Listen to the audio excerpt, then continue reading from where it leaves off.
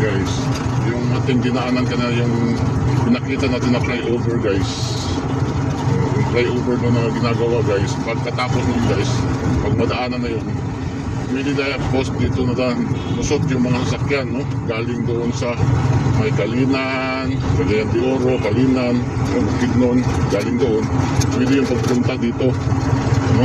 Ito yun guys, no? From Talomo, ito yung Talomo, Siminto, Talomo proper, no? So pag mag-left turn ka, ito yung papunta nasa downtown, sa city, Ikulan, no? So kung mag-right turn ka, yan ay papunta sa Dorel.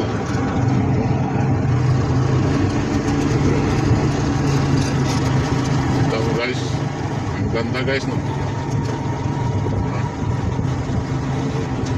Ito yun guys, yun guys, oh. Yun guys.